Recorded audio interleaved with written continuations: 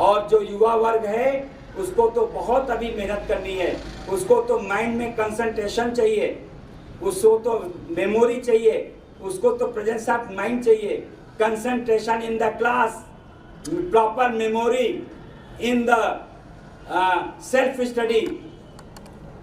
अगर concentration in the class, proper memory in the self study and presence of mind in the examination hall, ये युवा वर्ग की demand है. और श्री रामचरितमानस ये तीनों दे सकता है युवा वर्ग को. अगर श्री रामचरितमानस के वैदिक सिद्धांतों से जुड़े तो यह युवा वर्ग को यह वरदान मिल सकता है, गिफ्ट मिल सकता है कि हमारा कंसंट्रेशन कैसे बढ़े, हमारी मेमोरी कैसे बढ़े, हमारा प्रेजेंस ऑफ माइंड कैसे बढ़े. और इन तीनों को मिलाकर बोलते हैं आईक्यू लेवल. तो आईक्यू लेवल वैदिक सिद्धांतों और वैज्ञानिक प्रयोगों के आधार से बढ़ाया जा सकता है.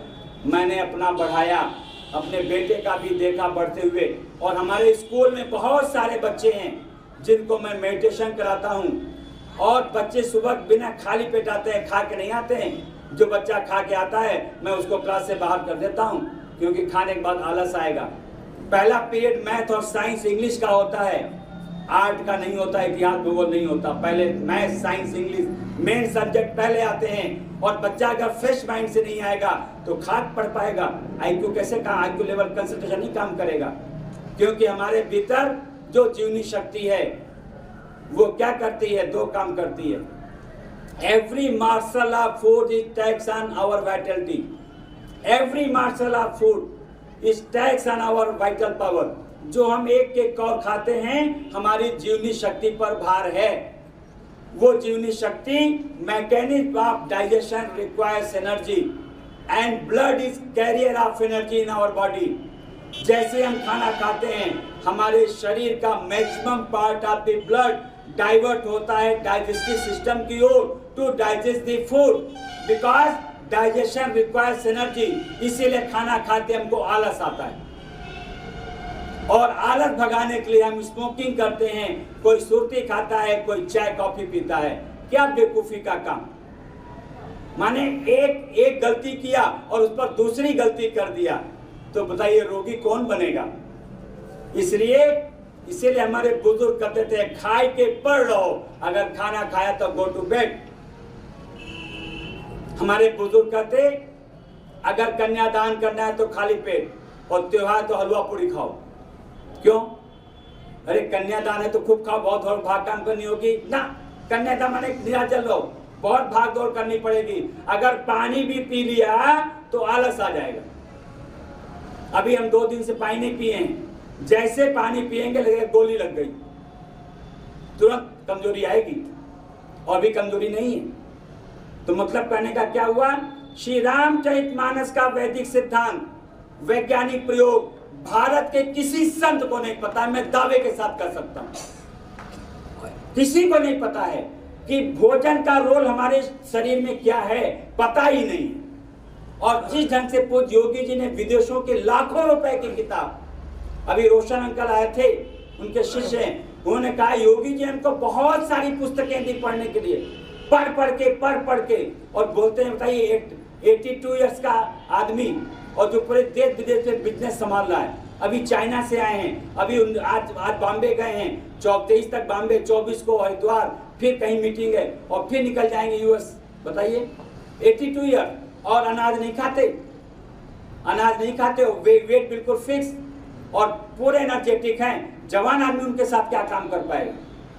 यह है रामचरितमानस के वैदिक सिद्धांत और वैज्ञानिक प्रयोगों का परिणाम. भैया ये जमा खर्च नहीं है, आंख से दिखाने वाला ग्रंथ है.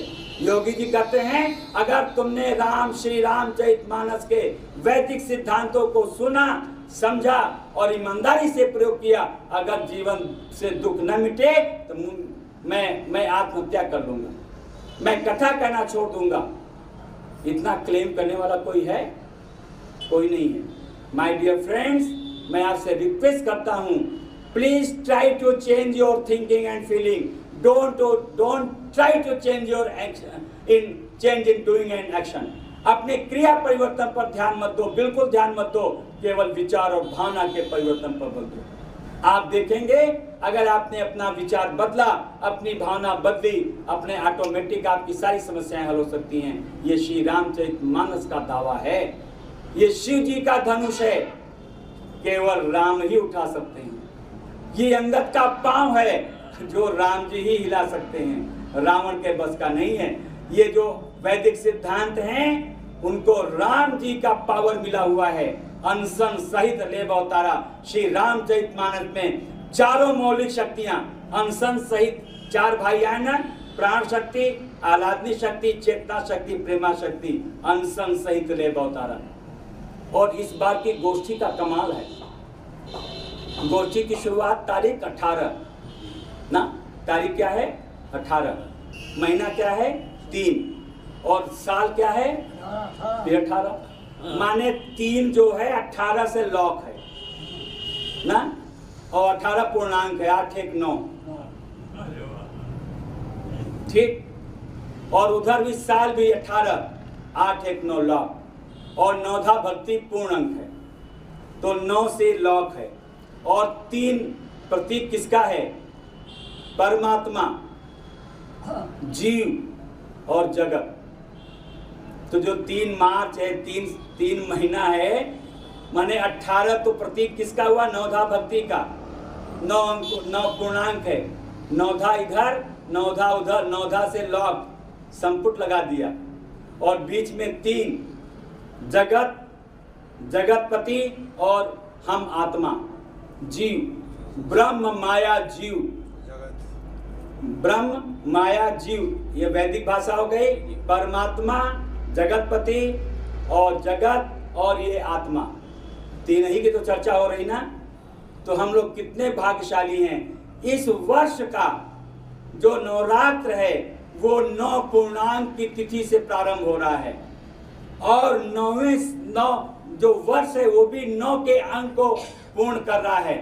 तो आप समझ सकते हैं कि हम लोगों के लिए 18वां जो साल है हमारे लिए कितना महत्वपूर्ण है। और 18 तारीख से हमारा 9 वर्ष शुरू हो रहा है। हम पूरी संकल्प लें, जो भी साधक यहाँ हैं अपने मन में, हृदय में संकल्प लें, हमारा सारा जीवन, हमारी सारी सामर्थ्य, हमारी सारी योग्यता पूज्य योगी जी के मिशन के लिए समर्पित है, और हम योगी जी के सपने को साकार करेंगे, जन जन तक यह संदेश पहुंचाएंगे, जिससे हमारा यह भारतवर्ष एक संपन्न, सभ्य, स्वस्थ समाज का निर्माण हो सके, स्वस्थ और संपन्न समाज का निर्माण हो सके।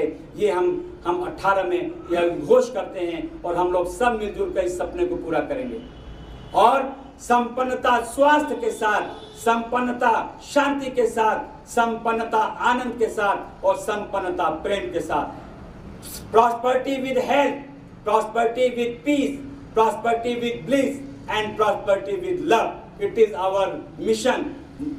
Our mission है कि हम समाज को संपन्नता के साथ health, peace, bliss and love भी प्रोवाइड करेंगे अपने वैदिक सिद्धांतों और वैज्ञानिक प्रयोगों के द्वारा। मैं एक बात और कहना चाहूँगा, हमारे जीवन में समस्याओं का मूल कारण हमने जगत को प्राथमिकता दे दी, इसीलिए हमारा अपनत्व भी जगत से जुड़ गया। हमारे पूज्य योगी जी बहुत बड़े साइंटिस्ट, उन्होंने देखा ये मानव जगत जो है, मनुष्य, इसके अंदर एक नेचुरल प्रोसेस काम कर रहा है। जहां इसकी प्राथमिकता जुड़ती है वहीं इसका अपनत्व तो धीरे से शिफ्ट हो जाता, ऑटोमेटिक।